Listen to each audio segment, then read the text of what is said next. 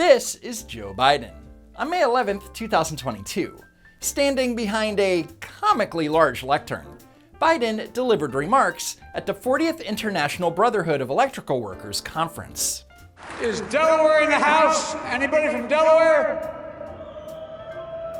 Holler loudly, man, because I want to see you after this is over. I was being sarcastic, dumbass! Anyway, during his remarks, Biden made the dubious claim that he was being fiscally responsible. Under my predecessor, the great MAGA king, the deficit increased every single year he was president. The first year of my presidency, I reduced the deficit, literally reduced the deficit by $350 billion. First year. So what Biden is saying is that every year that Trump was in office, the deficit increased. And to put that in perspective, let's take a look at this graphic that Joe Biden posted on his Twitter account.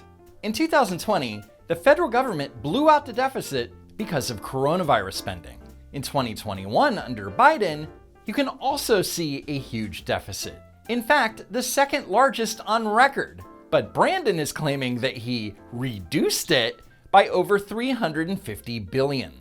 But the reality is that the Biden-Harris administration didn't reduce anything. It simply means that they spent slightly less than the previous year.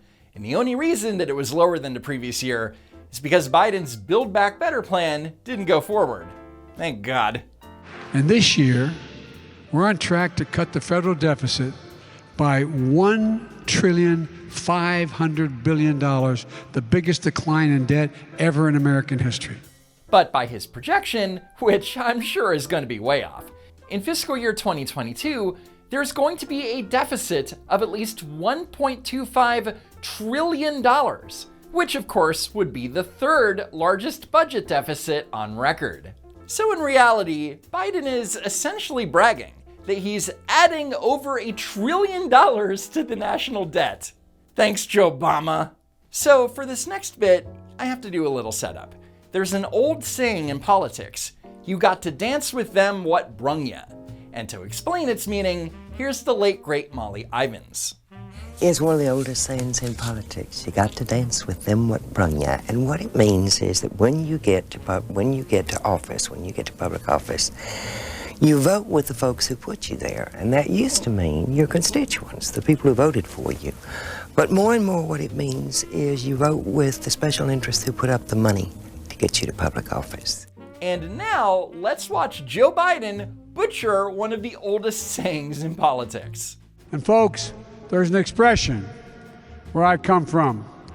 You go home with them that brung you to the dance. So Biden's version basically means that you have to sleep with whoever brought you to the dance. Which makes a lot of sense, since he's been in bed with the unions for his entire political career. According to OpenSecrets.org, labor organizations contributed $27.5 million to his 2020 campaign and other groups that supported him.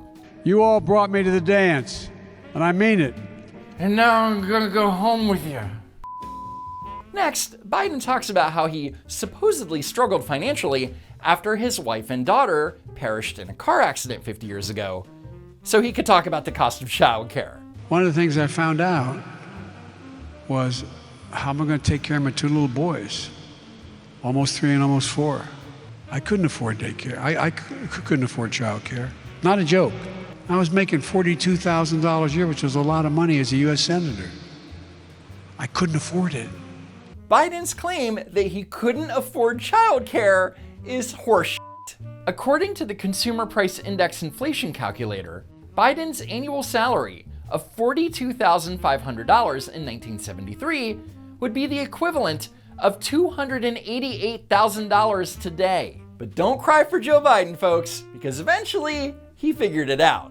My sister moved in. I bought an old farmhouse. My brother was single, moved in, took a barn and turned it into an apartment. So he couldn't afford childcare, but he could afford to buy this $185,000 property in Greenville, Delaware. Notice that Biden insists on calling this a farmhouse Because if you called it what it actually is, a mansion, it would conflict with the whole middle-class Joe persona. I bought an old farmhouse. Next, Captain Empathy started yelling about things that he saw on the TV again. Remember those long lines you'd see on the television? People lining up in all kinds of vehicles just to get a box of food in their trunk. How quickly we forget. People were hurting. Were hurting, Joe? People are still hurting. And here's a recent report to prove it. FarmShare hosted a food distribution event at the Truth Church in Sandalwood. A truck filled with groceries was a sigh of relief for the Franquez family Saturday morning. We're both working for a living. We're still struggling and trying to get by. It's hard nowadays. The times are tough, and this helps us and helps a lot of people out there. So people are waiting in line at a food bank because they can't afford food in Joe Biden's America? Yeah, I know you're shocked. And I should point out that inflation is so bad that not only are there more Americans being pushed to food banks, but the food banks themselves are struggling to meet those Americans' needs. According to Feeding America, food banks across the country are buying nearly as much food as they did last year, but are paying 40% more for that food. But instead of addressing how he's working to bring down inflation or doing something simple like making a call to action to encourage Americans and corporations to contribute to food banks, Biden's just gonna make up bullshit about Republicans. And what did the MAGA crowd want to do? Forget it. Forget it.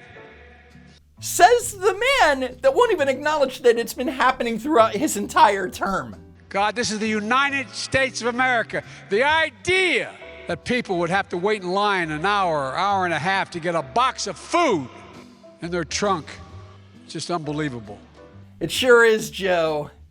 It sure is. Next, Biden talked about America's crumbling infrastructure.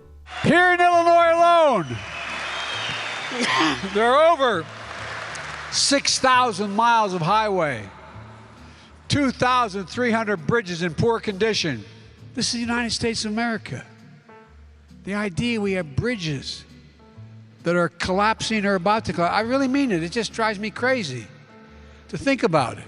But then, minutes later, Biden contradicted himself in a big way. And we're beginning to see the effects of unions and the impact on everything from what you see going on in Ukraine right now. Our stuff isn't falling apart. Theirs is. Theirs is. No, I'm serious. So our roads and bridges are collapsing, but at least they aren't falling apart like they are over in Ukraine. Thanks, unions. Wait, what? We used to have the finest infrastructure in the world. We were rated #1 in the world. We're now rated number 14. The United States of America. Why? I would argue it's because of the greed of the folks at the top, not wanting to get things done. I honestly have no idea what he's talking about. And with that, I think that's a good place to end it. Be sure to hit that like button and check out these videos that you probably missed. A special thanks to Poofy for her help with this week's script, and be sure that you're still subscribed to the channel. As always, I hope to see you next time. If there is next time.